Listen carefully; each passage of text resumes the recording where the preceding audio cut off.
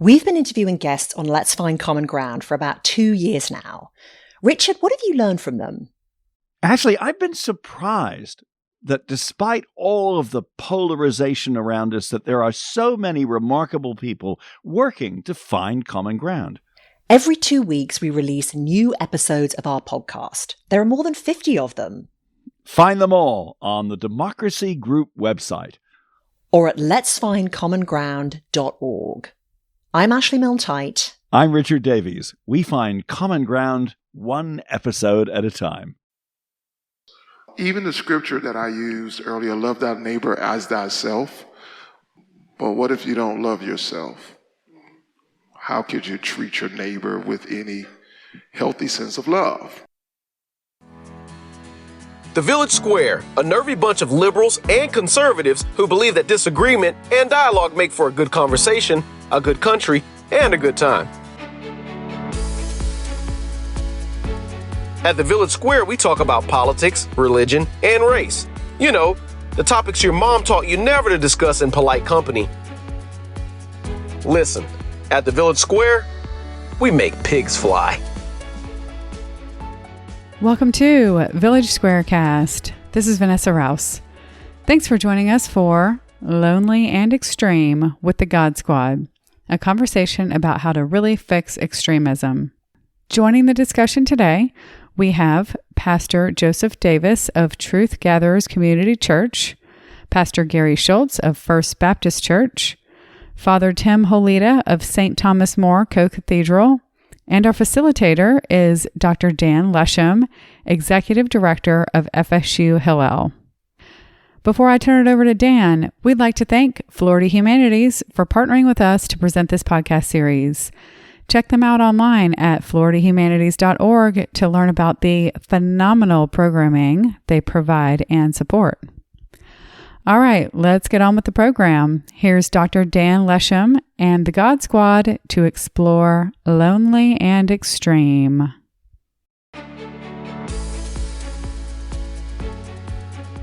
Hello, everyone. Good afternoon, I suppose.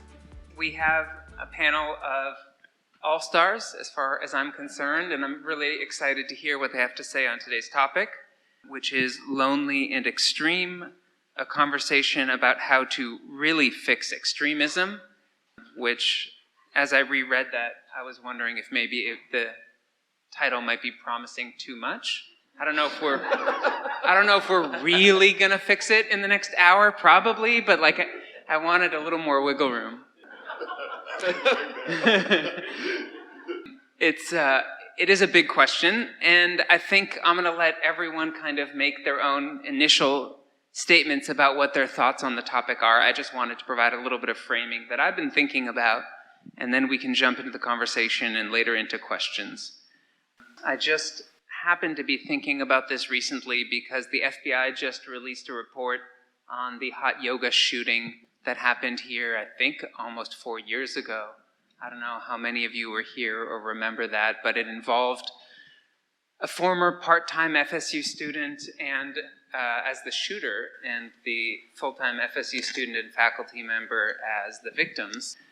And I participated in the vigil at FSU in the days that followed, and in fact, if anyone remembers, that happened about a week after the shooting at a Jewish synagogue in Pittsburgh, the Tree of Life Synagogue, by another kind of lone wolf activist who was angry at HIAS, which is the Jewish Refugee Resettlement Agency that doesn't specifically any longer work with Jews, but works with refugees all around the world. And that was part of the person's belief that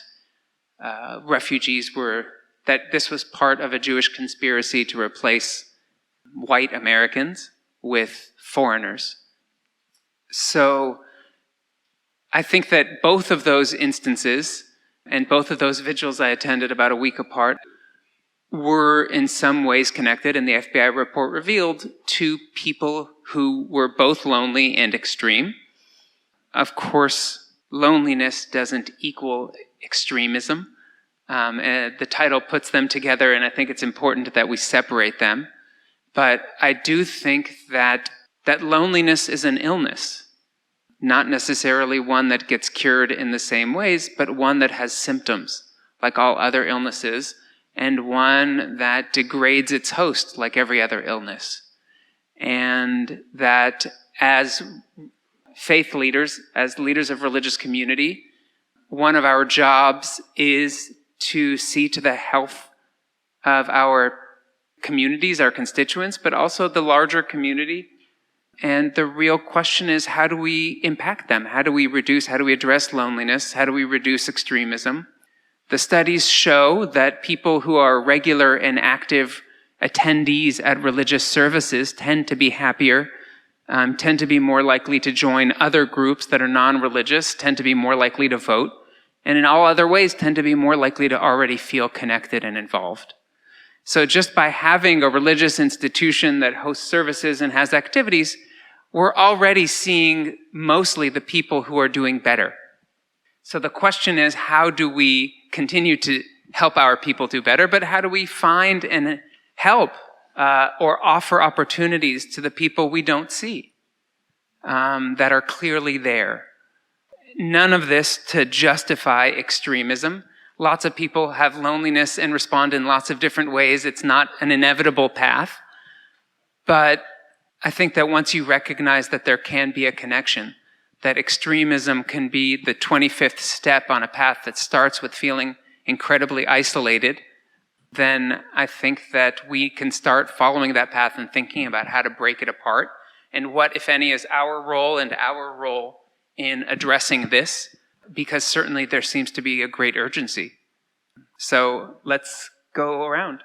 Sure. And be sure to introduce yourself and your community and another fun fact. Oh, wonderful. I agree as well. I believe today's discussion and presentation is very layered, and I'm glad to be here.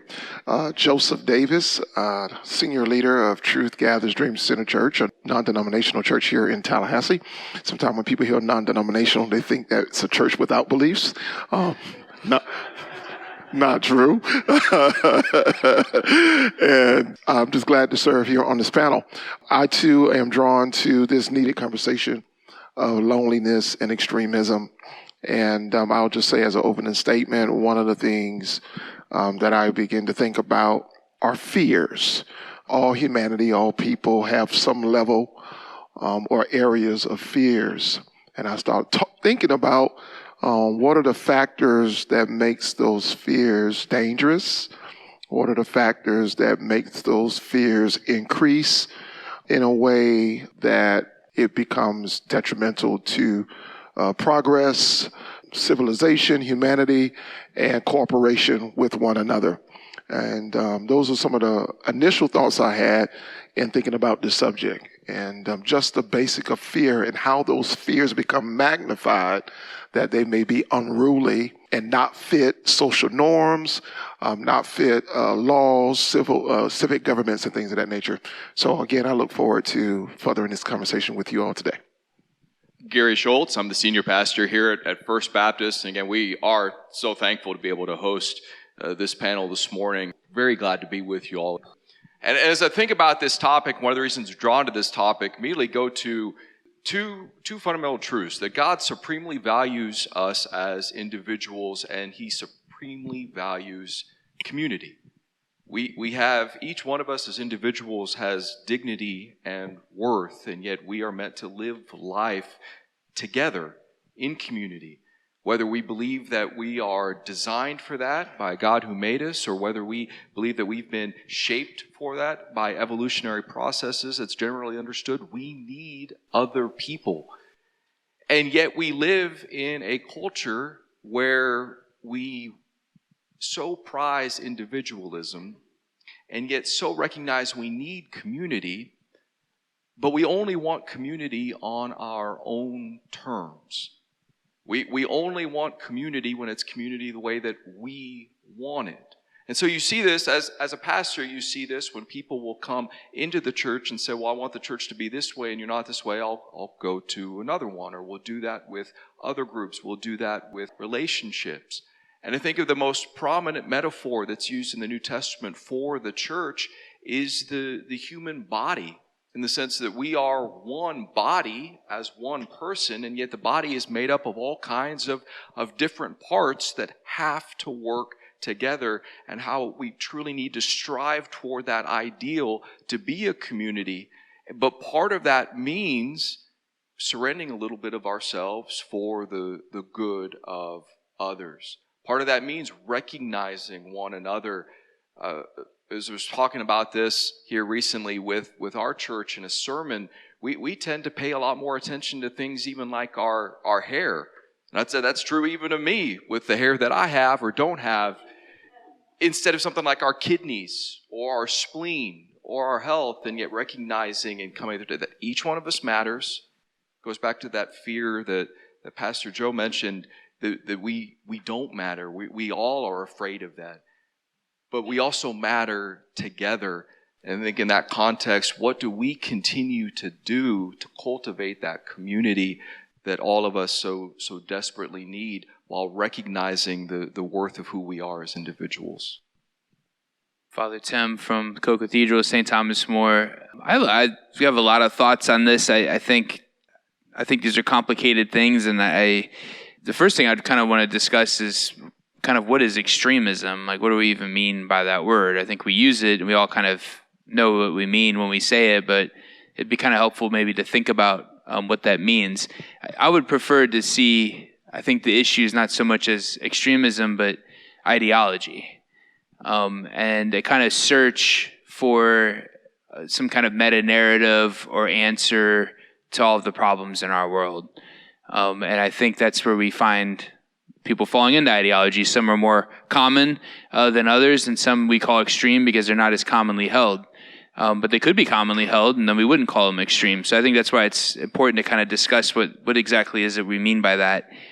I think it arises not just from loneliness. I think loneliness is it, but I think primarily from a society what's taking place right now, I think in our community can be seen as like a crisis of values, a crisis of meaning, crisis of loneliness. Sure, people are walking around with very little purpose and meaning in their lives, and they recognize that things are maybe wrong or off, and they're searching for some kind of solution, and that can make them, I think, victim or prey to ideologues or extremists, if we want to use that word. So I think those are my kind of initial thoughts as to exploring why people are attracted to ideology in general, just like conspiracy. We talked a little bit about this last year, I think, with conspiracy theories. Why do people get sucked into that, right? I think I kind of see it as the same.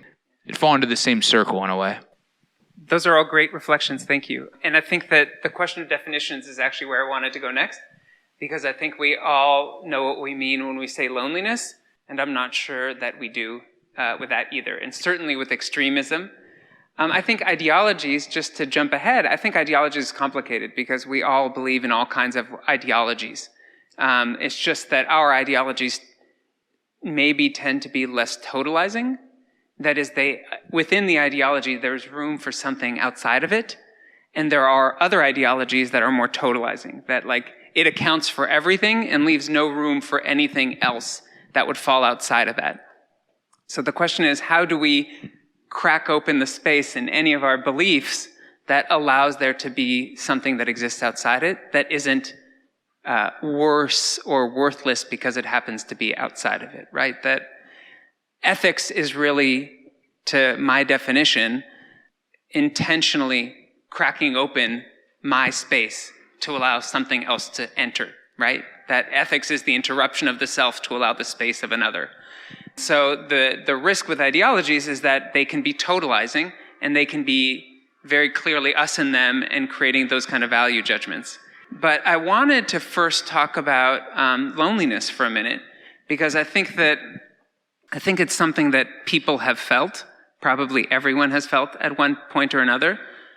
But I also think it's something that that operates on multiple levels, multiple resonances.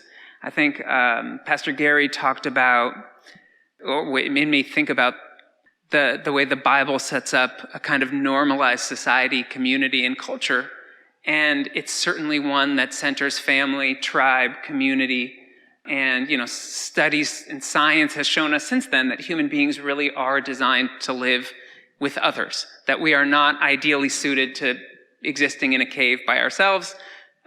We have physical needs, we have emotional needs, we have psychological needs. So I guess I would ask everyone to kind of chime in on, what do you think, if there is one, what would be like a theological versus a cultural definition of loneliness, isolation? I almost wonder if we can layer in, like, if loneliness is a kind of dehumanizing space to be, then how would we understand its opposite? Like, what is the human? I mean, we've started to tease that out a little bit. I'm curious about, like, what do you think religion or your community or your tradition tells you about both loneliness, where it comes from, and what its answers are, and what its risks are? Thinking from a theological perspective, among Christian belief, of course, love thy neighbor as thyself, which also means make yourself vulnerable to others. That's really actually what it means. We heard more common phrases, do unto others as you will have them do unto you. So it also means be relatable. These common phrases, ideologies, I think are, paramount to being able to combat extremism. I want to be careful not to go off your question as well. But the way I'm thinking about theology and ideology, without that rooted foundation, it is quite easily to stay isolated in a way that it becomes unhealthy or extreme, or grow into beliefs that are not compatible or relatable in a healthy relationship with people.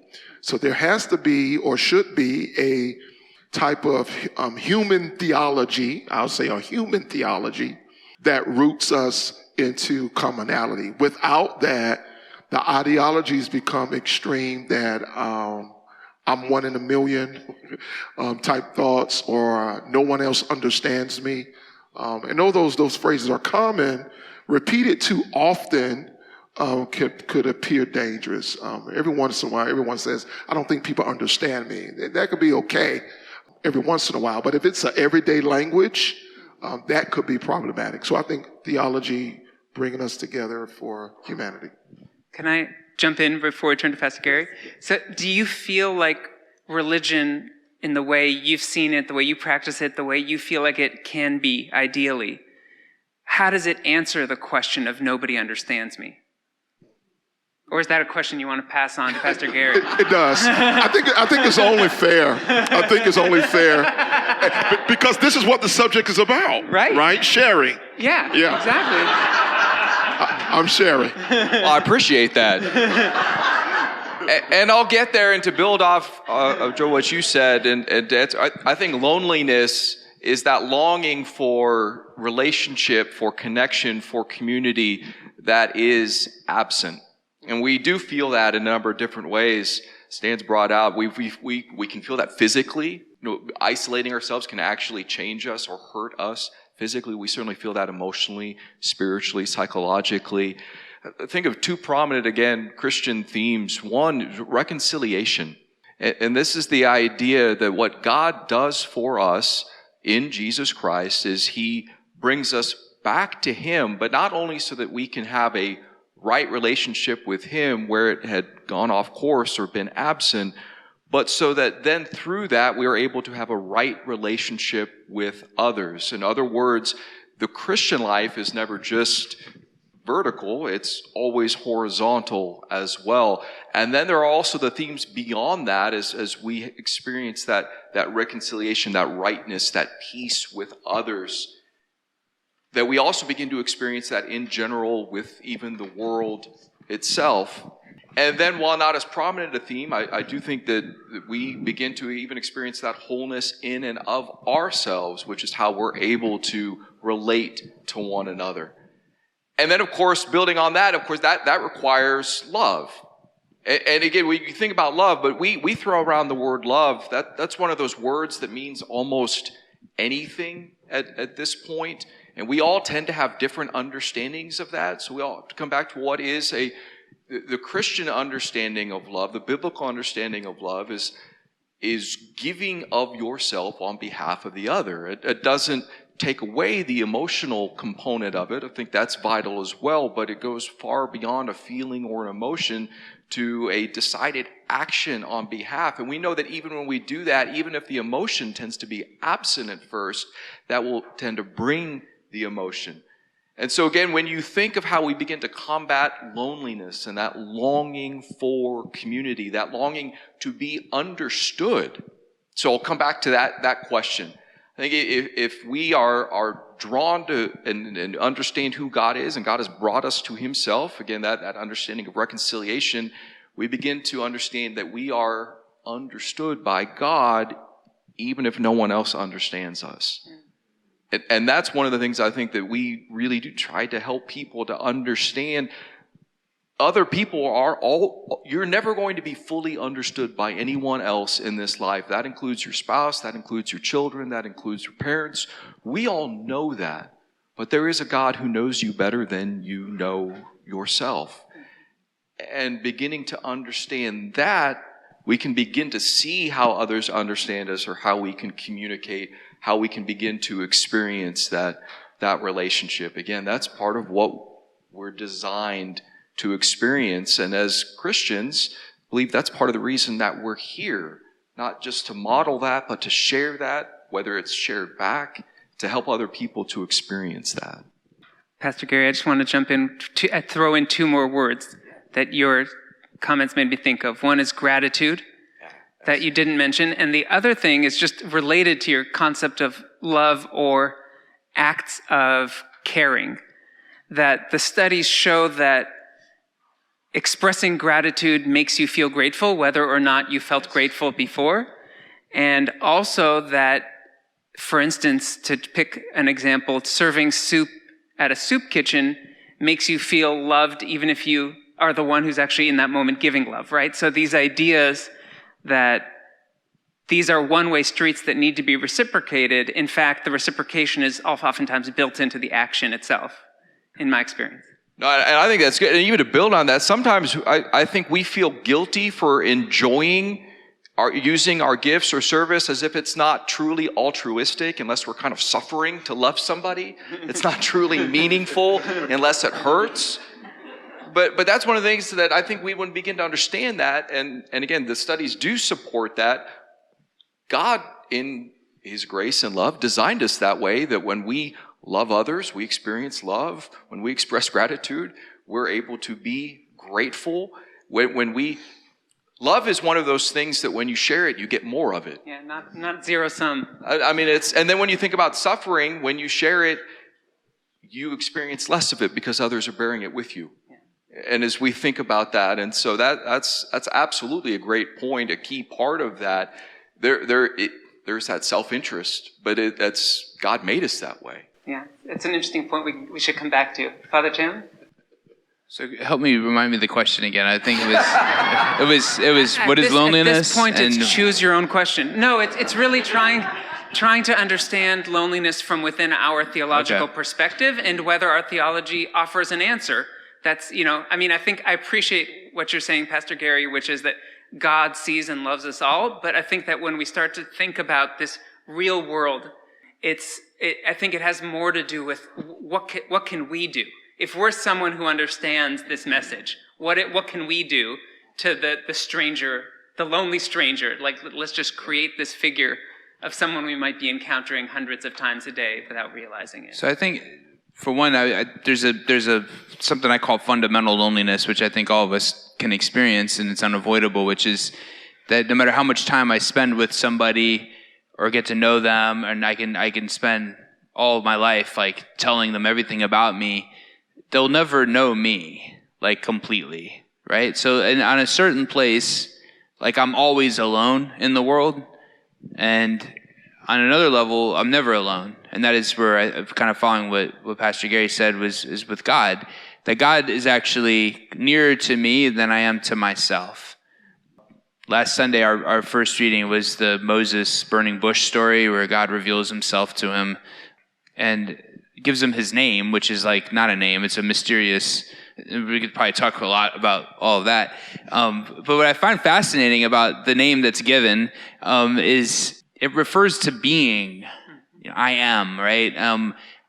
being. And so that God, in my mind, is the source of all that is, that everything that exists, if we think of existence as a verb, as an action, everything around us that exists is moving in a sense of action, of being. I know this sounds confusing, but just follow me. But it's this existence, that God is at the source of that, and that includes myself.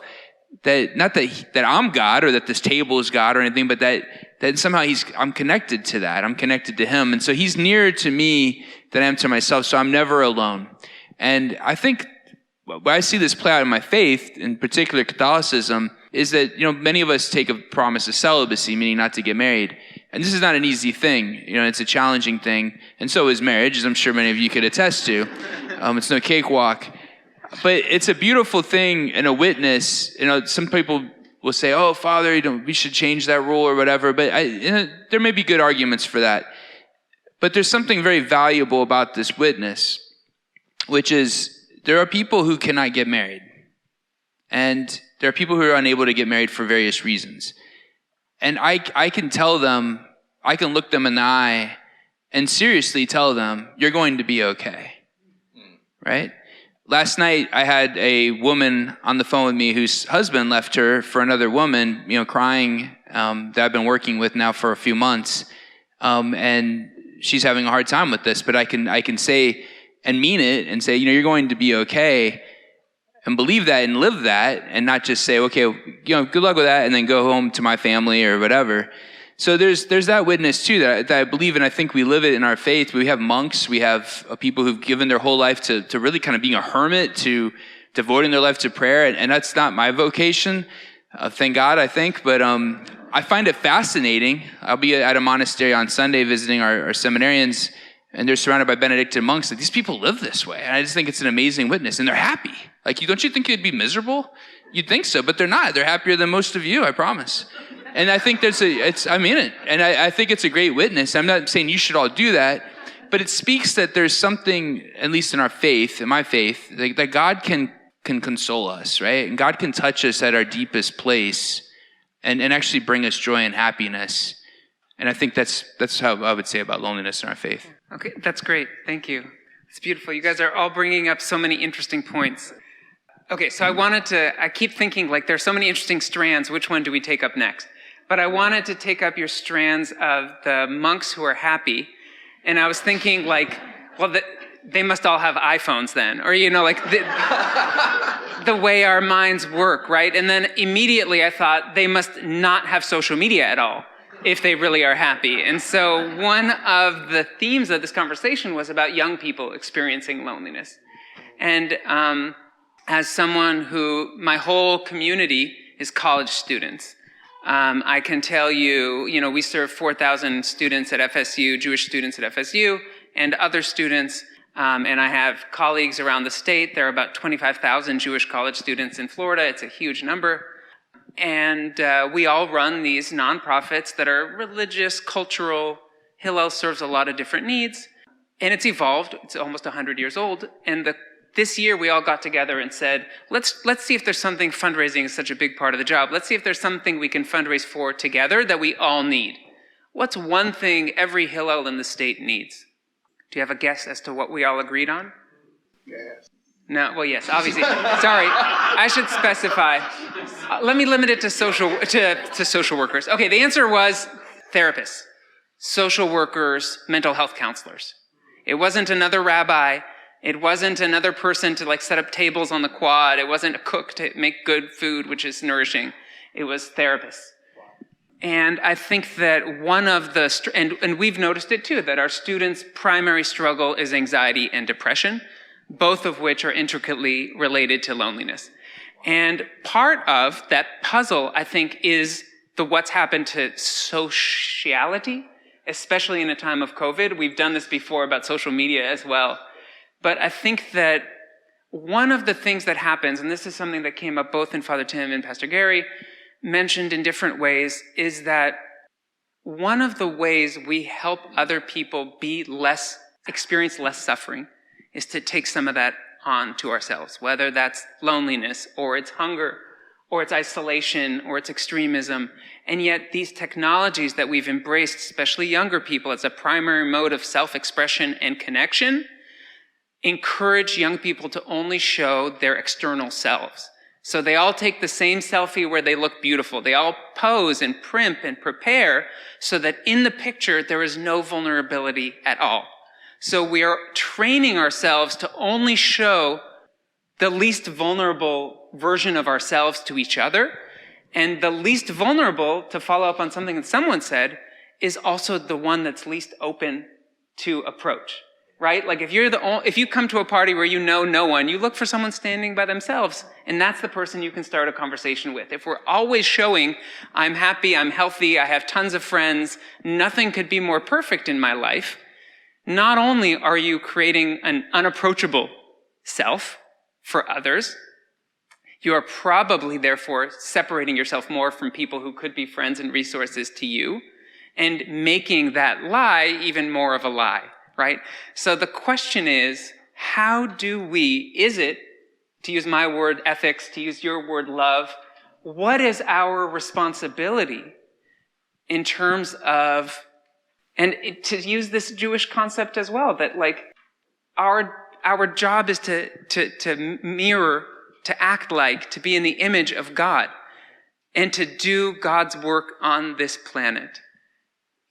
If my job is to alleviate and help alleviate the suffering of others, help people find connection, community, home, how do I do that? And how do I teach others? How do I encourage my students? I tell them to stop using social media all the time. That's not an effective technique. Don't try that.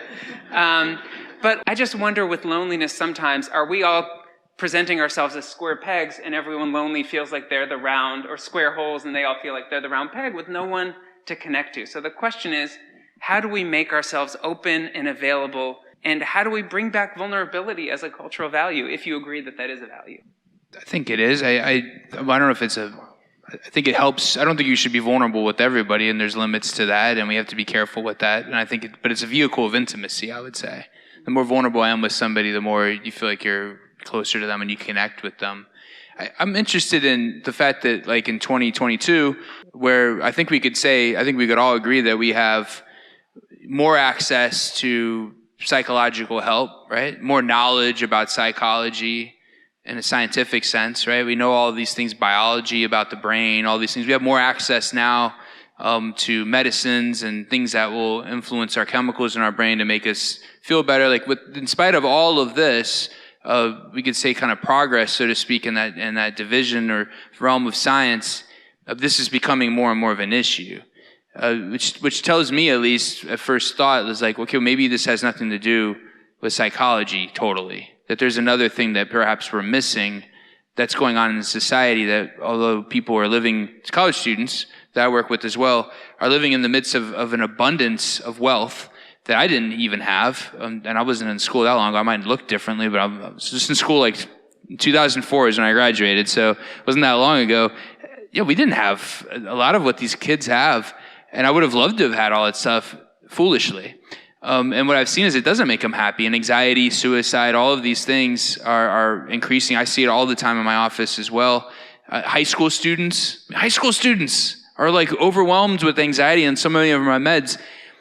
Again, that's the question I would have is, why are we lonely, right? And so I think to answer that, I have to go back to when have I felt most connected or less or not lonely? And it's been when I've been in groups with people, we had some kind of a unifying value or a unifying purpose or a unifying, goal or something that brought us together that we kind of shared in, that superseded or transcended perhaps some of our differences, right? But Father Tim, don't you think that in some ways, our society is getting really good at being in these communities of shared value, but they're smaller and smaller communities that are defined more antagonistically against all the other communities. And so we can be in a community of people who all feel maybe not lonely, but aggrieved, and like everyone else is out to get them, which is kind of like a communal loneliness. But I think, so what is it when we say community nowadays, a lot of times we're talking about online communities. Right? And that's, I think the traditional idea of community was that, we all live in a society together and we have to get along and accomplish goals. And maybe again, there was a unifying principle to us working together. But now I can choose the community I want to be a part of. And hopefully they have the ideological purity that I'm seeking, which means it's basically everything I already agree with or believe in. And whenever it goes off that, then I leave that community and find another one. And then I think that creates all of this sort of, everyone's against me, I'm against everybody else, they're a threat, and so on. And I think we're living in a false reality. Being amongst one another, again, I feel like seeing the face of the other is to overcome that. And that's what we're not doing enough of. We're too busy on our phones. We're too busy. Our neighborhoods are designed to keep people away from each other. You drive in your garage, you get out of the car, you shut the garage, you don't see your neighbors. All of those sort of things that I think are really a cause of what we're experiencing. Well, and even to go back to social media, when we begin to replace, what I would say, physical, I really want to use the word authentic, community with social media. Social media has good aspects. It can be a good supplement to community. But when it replaces authentic community and is the only authentic community that one experiences, it does exactly that because it's designed to only place you around others. But there are so much, I think social media is a big part of it, but there's much more than that, that drives us in our world today to fear, distrust, hate, people who think differently, people who understand the world differently.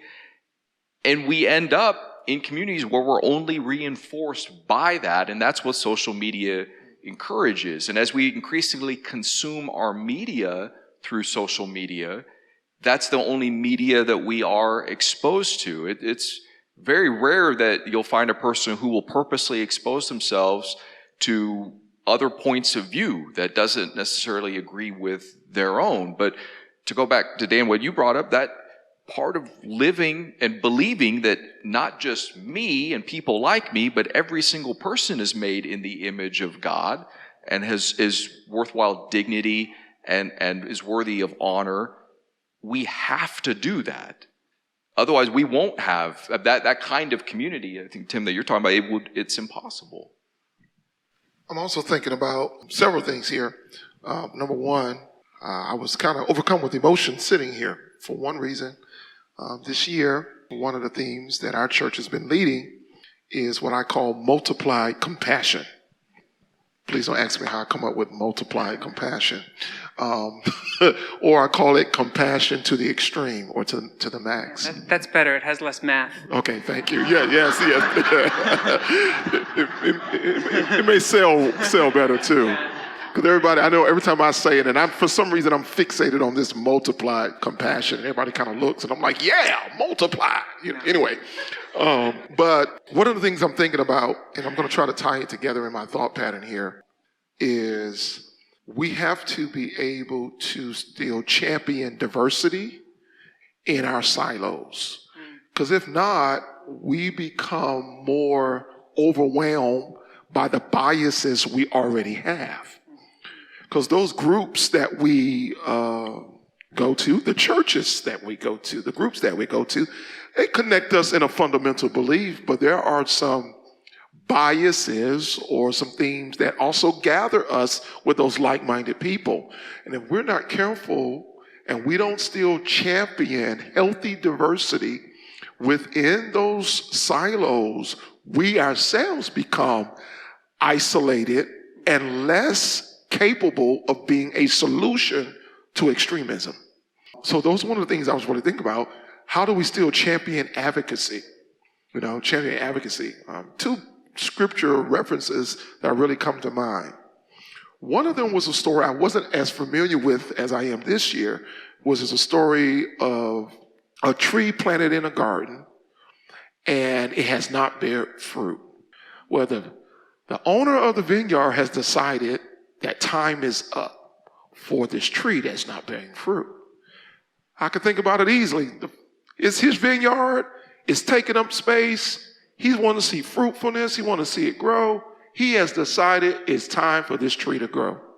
But the dresser of the vineyard advocates on behalf of the tree and says to the owner of the vineyard, give it another year. It's like he's able to sympathize with potentially slow growth, people who don't materialize as faster as others. And he advocates on behalf of this owner and says, give it one more year. We're going to prune it, cut around it, and hopefully come back another year, and hopefully we'll have some fruit on the tree. So that ability, going back to one of your other questions, what? Thank you, I appreciate it. I'm keeping track of who's going back to the question. And that's why I'm going back to this advocacy. Has our ideology and beliefs made us more of a solution to extremism? Or has it put it into another scripture reference that has really challenged me, almost to the point of tears? It's the story of the Good Samaritan. Yeah. Because we rave over the conclusion that we need to be a good Samaritan. And when I read the story again, I'm challenged as a person of Christian belief that maybe I was the Levite. Maybe I was the priest. And I overlooked the person. So everybody runs to be the Samaritan. And the Samaritan, biblically, culturally, was supposed to be the least likely person, potentially, to reach out to that person who was robbed. Why? Because they also experienced disenfranchisement. So Samaritans were considered disenfranchised people. You know, this woman and the well, Samaritan. So it seemed like the Samaritan who helped the person who was robbed was supposed to be the least likely to help.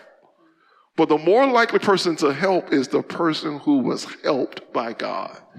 And I'm challenged by the Good Samaritan person that maybe I'm the priest and the Levite who's overlooking people. So first of all, preach, because that's awesome. That was really nicely put. It makes me think of so many things, but one of them, I studied the Holocaust for many years, and so one of the things that I studied was rescuing behavior. Who's more likely to have provided aid or rescued Holocaust victims? And why did they do it? And, by far, most people did not. And there were many people, and if it's not black and white, there were people who helped this person but turned in that person, or who helped this person but wanted money for it. It's a very complicated field. But what they found was that there was almost no solid predictor of what was more likely to make someone be a helper. It wasn't religion, it wasn't belief, it wasn't even wealth that at first, wealth is sort of a necessary precondition, because if you don't have food for yourself, it's very hard to provide food for someone else. But what they found was that it was people who grew up in a certain type of home. And it was a type of home where they heard the messages, you are not alone, you are a good person, you are loved. And they were people, and by and large, when you ask, why did you do it? You'll never hear a real answer, what I would call a real answer. The most common answer is, I did what anyone would do. In spite of the fact that, no, that is 100% untrue. But that they didn't see themselves as having overcome some huge hurdle or even internal conflict to be that rescuer. And it also reminds me that in the Jewish tradition, we're about to come up to Passover, and why is Passover the center point of the Jewish tradition, and what Rabbi Lord Jonathan Sachs, I shared a video with you all, but he says is the central reason that there are still Jews on the planet is because of Passover. Why? Because in order to observe Passover, you have to come together with other people, and you have to tell a story. And the story is the story of how and why you're connected to the people you're sitting with. And it's a story that always strikes me as significant because it says over and over and over, remember that you were slaves in Egypt. The whole point of the event is to be a constant reminder that you were a slave. And I think with my students, what other culture or community defines themselves as having emerged out of slavery? Most cultures' origin myths have them as kings or as conquerors, not as subjugated peoples. It's question and answer time? Oh my gosh. You guys are too interesting. If you were more boring, I would have noticed it way before now. So I'll stop right there. We definitely want the questions. I'm sorry. Next time, throw things at me, please. Make sure I notice. Right here. I don't know if any of you've read the book, Rise Out of Hatred. The book Rise Out of Hatred. Yes. I haven't read it. Okay, it is about a white supremacist, a young man raised in that. He goes to New College, so unlikely, and he's isolated and alone, and a Jewish fellow student invites him to their Friday dinner, and how this has changed his entire life, that act of kindness. And it reminded me of your story saying the least likely person to reach out to him. Mm-hmm. It's amazing, and it talks about the evolution of this man who's now in Chicago owning a PhD. Yeah. It reminds me of the conversations around cancel culture and calling people out versus what this is, which is calling people in, which is a beautiful, yeah. Other questions, comments? You talked about the need for counseling and the benefits to educating. How can we apply that to a younger age? Because, you're not born extremists. You have to grow, and the education factor is huge. Yeah. And how do we get that counseling, nonviolent communication, restorative practices? How do you get that in the conversation early on and at least at the college level? Yeah. Well, I know one of the things that struck me, one of the articles, and I think, Dan, you referred to it earlier, that we looked at in preparation for this was about the background of the person who committed that hot yoga shooting. One of the things they brought up in that article was how educated he was. He had an undergraduate degree, he had a master's degree, he was apparently very intelligent, but then went into his home life. And we recognize, and we all recognize that people have, runs the gamut, and there's a sense if you had parents who poured into you and loved you and modeled that, you benefit from something that so many other people unfortunately don't get to benefit. But I do think that makes a huge difference when we're able to actually help parents to do that, because so many parents can't do that on their own. And I go back, I've got 3 young daughters, and I go back to how our church at the time came around us, or continues to come around us now, or how you have friends and family and you have those relationships. I do think that makes a big difference. And so what's that mean for us? Can we possibly be that kind of person who can speak into a family's life? Because I think if we leave that just to schools or other institutions and ignoring that foundation, you can do some things, but you're going to miss a whole lot. And so I do think it comes back to how are we and who can we impact? And I think we often get discouraged because we think, well, I can't possibly impact that many people, but how valuable is even one life that might be changed by the time, the investment, the love, the sacrifice that we could pour into somebody? And then you're not just talking about a life, then maybe when they have a family, and then you're talking about a generation of people who've experienced change. And not just within the family, but my children, when we come back from the mall, will say, oh, that person was so nice to me. They'll remember it and bring it home with them. So it is all about every interaction they have with an adult. I mean, most of them are around with their parents, let's say, for my children. But they remember every interaction that they have, and they're seeing modeling, which is kind of shocking and a little bit scary. But I think that for us, I can't tell you how many Holocaust survivor narratives say, I'm alive today because that one day in the concentration camp, this German smiled at me. Not gave me food or water, but acknowledged me as a human being. Thank you. First of all, this has been great. Y'all are wonderful. This is more of a comment than a question, but the writer of the book of Hebrews in the 13th chapter, 2nd verse, says, show hospitality to strangers, because in doing so, some have entertained angels unaware. And I think we've all of us in this room have had that experience and have reaped the benefits of that experience of showing hospitality to someone who was different from us, and they turned out to be this huge gift from God in our lives. And I think it's an integral part of this sort of discussion. I think we have time for one more question. Yeah? Yeah, please. I noticed that I think separation, the sense of separation, is the most common ground separation from God, separation from others, separation from self. Can you folks consider talking a little bit about the relationship between loss, loneliness, and isolation? You said that was good, so you're the... You unmuted yourself, so to speak. Well, I did, and then his last point kind of put me in a different space after I said yes. But the first part of separation, I want to answer it this way, and I think I'm going to need everyone else to help me answer this great question. My first thing about separation, why it's so important and leads to other things, I want to go back to separation from God first. Even the scripture that I used earlier, love thy neighbor as thyself. But what if you don't love yourself? How could you treat your neighbor with any healthy sense of love?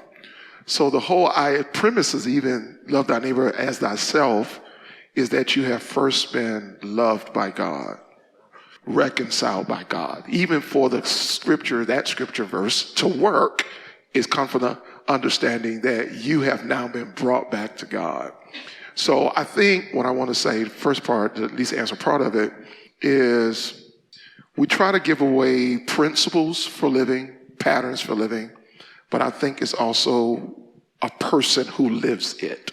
All right, so principle, pattern, person. So I want to go back to person. We got to be able to reduce the separation by being a witness to that conversation. And trying to further and fill in the gaps of separation. That's the first thing I want to say. I'm going to have to pass it on and answer the other part, please. I think that's well said. And what comes to mind, one of the ways that Jesus describes salvation, I was lost, but now I'm found. You say, I was blind, now I see.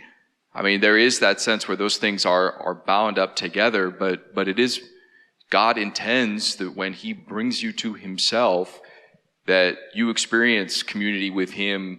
And the way that we experience that community as Christians, we understand this, is through the community of others.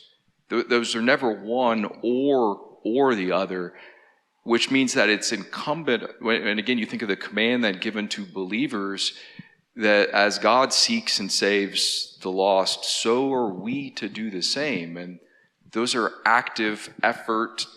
That's not easy when you really think about that. But each one of us is capable of doing that, just as we need others to do that for us.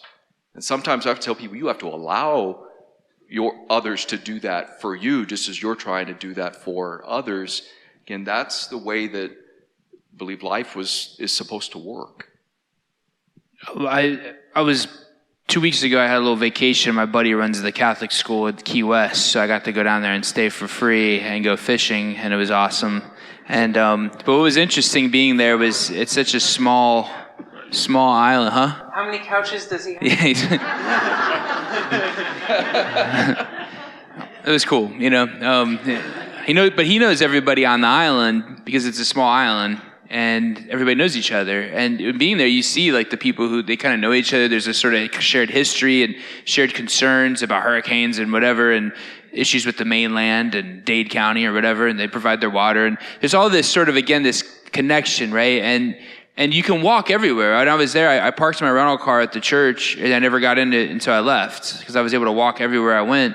And I think, so that's like an easy thing to have a sense of community there. It'd be interesting to do a study on what's the psychological well-being of people who live in Key West.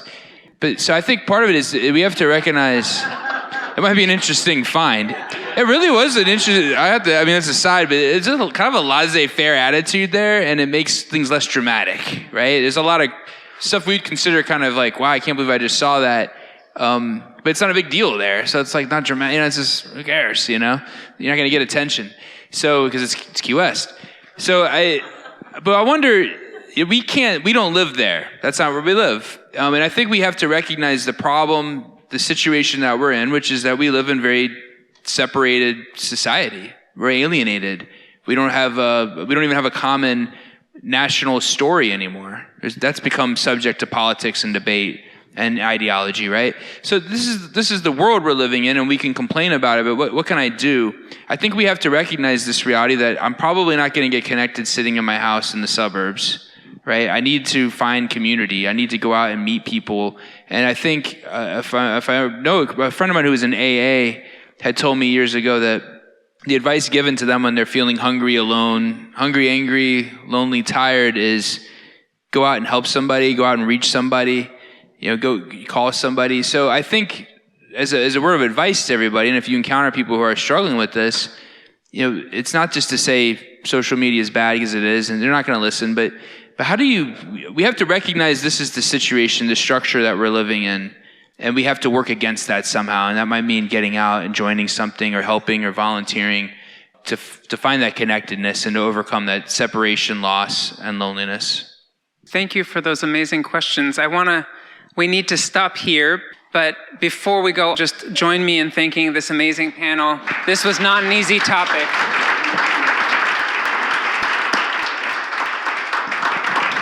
Hey there, it's Vanessa back with you. I have to tell you, I thought this program would leave me feeling quite heavy, but actually I feel hopeful. I think these guys really have it figured out, and they're leaders as they practice community building in their daily lives. One theme that came up over and over was how people are meant to live among others in community. And we heard about how some modern day trends can lead us to this place where we're having less authentic connections, and how that can lead to more loneliness and extremism. So check this out. Just yesterday, I went to a memorial service for someone who was the exact opposite of lonely and extreme. And you know what he was instead of lonely and extreme? He was the epitome of community, and he had to be one of the happiest people on this earth. Randy was one of the founders of the Miccosukee Land Co-op, where I happen to grow up. It's an intentional community started by a bunch of hippies in the 70s who wanted to live among each other on hundreds of acres of beautiful land where they each have their own plots, but they also have a lot of common land for community activities. So Randy helped create the community where he still lived at his death almost 50 years later. And all that time, he was known as a generous giver and a friend who created beautiful spaces and buildings and events and music in that community for 50 years. And here's what's fascinating to me. At the beginning of the service, Randy's grandson asked everyone to stand up whose house Randy had worked on, and about 80% of the people stood up. And then he asked us to stand if Randy ever helped us on a project, at which point basically everyone was standing. Truly remarkable, and what a legacy he leaves.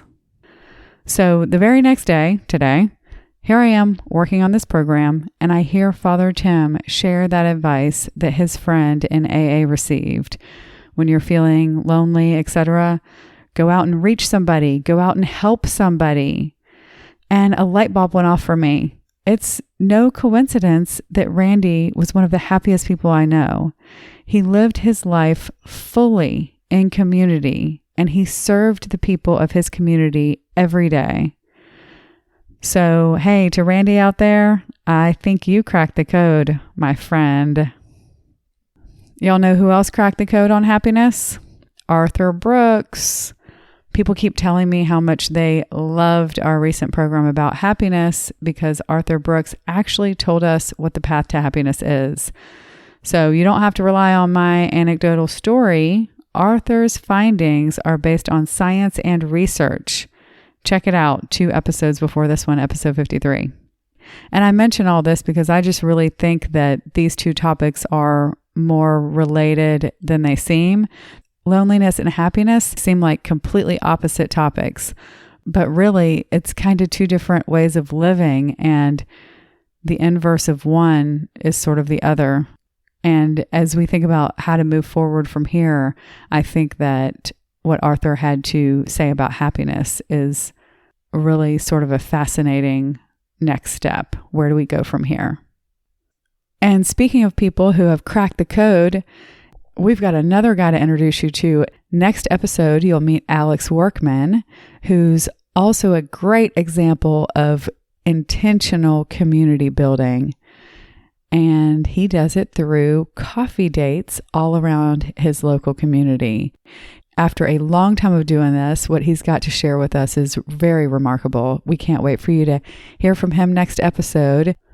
All right, before we say goodbye, we'd like to give a huge thank you to Florida Humanities for partnering with us to present this podcast series. We're grateful to them for their ongoing support. And we'd like to thank Bill and Jill Maddox for their generous donations that help to make this podcast possible. To stay up to date with all that's happening with the Village Square, subscribe to our newsletter at villagesquare.us. And subscribe to Village SquareCast wherever you listen to podcasts. We appreciate you listening to Lonely and Extreme with the God Squad. Until next time, we challenge you to reach out with an open heart and mind to someone who doesn't look or think like you. It changes everything. We'll talk to you soon, and thanks for listening to Village SquareCast.